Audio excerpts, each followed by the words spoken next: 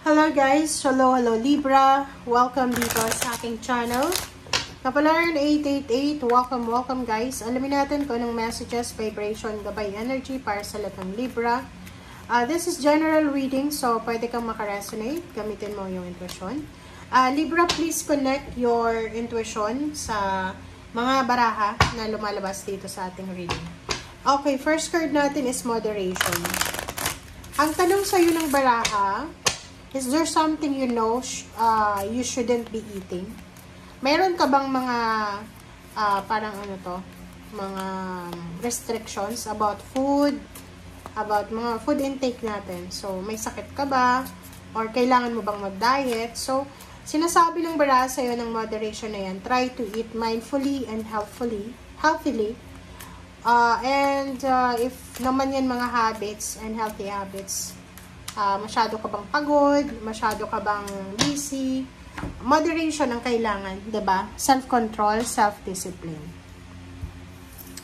Alright, so moderation para sa Libra.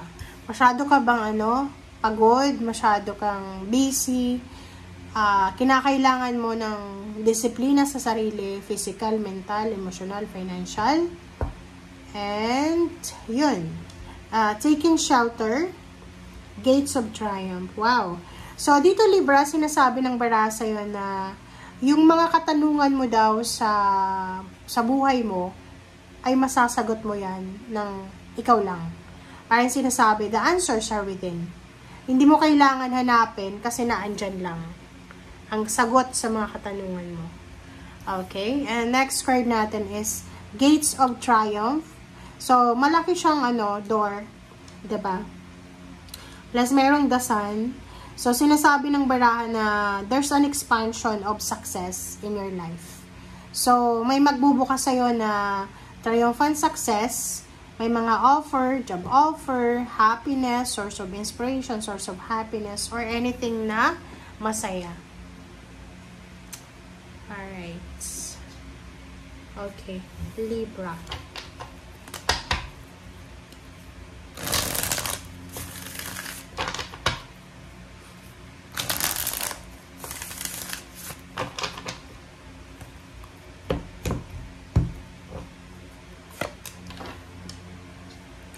Three of Swords, Seven of Cups, Ace of Swords, Devil, OMG.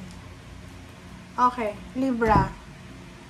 Three of Swords, Seven of Cups, Ace of Swords, the Devil, Hierophant, and Eight of Pentacles. Meron ka Librang nararamdaman na sakit, galit, hinanakit, suklam. Umiiyak ka eh. Super painful siya.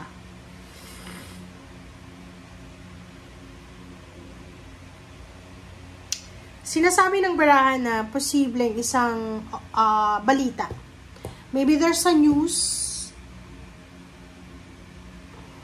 about someone, about relationship, about family, about kung may anak ka. Meron kang matatanggap na balita na posibleng magdadala sa'yo ng galit, ng sakit, ng sama ng loob, parang ganun. The Devil, the Hierophant, and Eight of Pentacles. Sinasabi ng baraha sa'yo, mag-iingat ka because kung ano man itong rason ng galit na nararamdaman mo sa ngayon, pwede niyang maapektuhan yung trabaho mo. Pwede niyang maapektuhan yung relationship mo. With someone with other people. So, ibig sabihin, may dinadala ka eh. 'Di ba? May dinadala ka ditong Three of Swords. Normally, yung mga Libra, magaling silang mag-handle ng situation, ng emotion. Pero, sa nakikita ko this last 2 weeks na to, marami kang iniisip eh. It's either financial, it's either family, parang ganun. Eh, yung Three of Swords dito is, wala namang nakakakita eh. Kasi, ikaw lang ang nakakaramdam yan. Parang hindi ka naman expressive sa mga tao sa paligid mo, especially sa family mo, na pinapakita mo sa kanila na, ako, naiinis ako, nagagalit ako, ganyan. Parang sa'yo lang.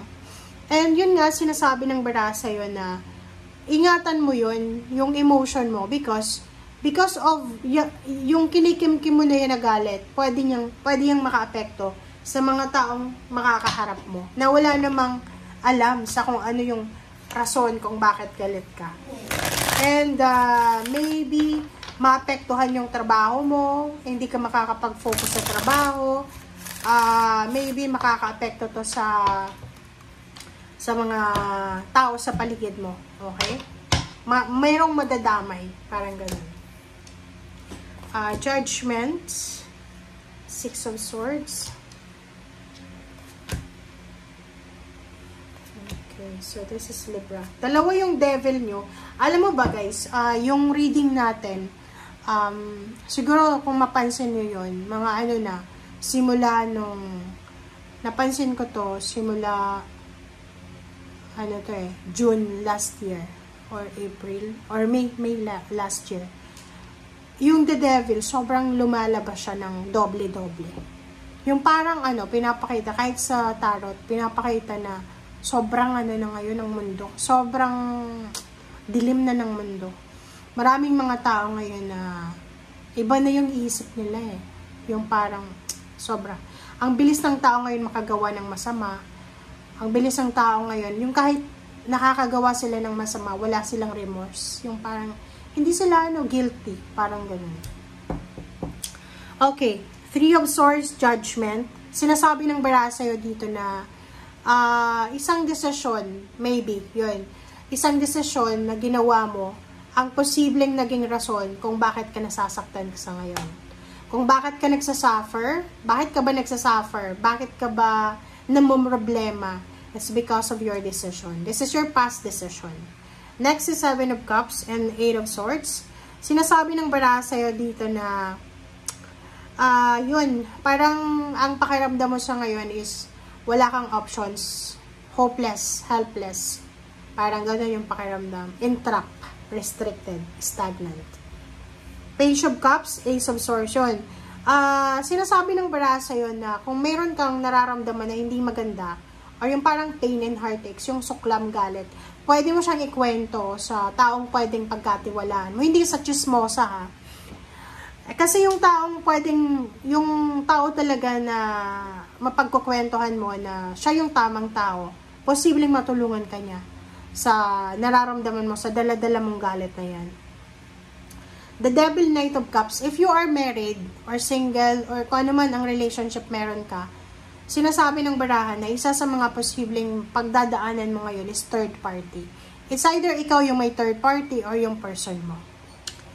Hierophant and the Devil, ganun din. Sinasabi ng barahan sa'yo dito na meron sa inyo Libra. Okay? Mayroong Libra, babae ka man o lalaki, single or may asawa, isa sa mga dahilan kung bakit kayo nasasaktan or masasaktan because of your trust. Nagtiwala ka sa relationship, sa asawa, sa boyfriend, girlfriend, ganyan, ganito, live-in partner, sa kapamilya, pero posibleng ikaw ay binackstab or posibleng ikaw ay trinidor. Hierophant, sinasabi ng barahan na mag-iingat ka sa mga taong pinagkakatiwalaan mo. Kasi hindi lahat ng mga taong nakangiti sa'yo ay totoo. Eight of Pentacles and High Priestess, makinig tayo sa sinasabi ng ating intuition. It's all about money, it's all about work. You need to follow your intuition. Okay? Thank you guys. Bye!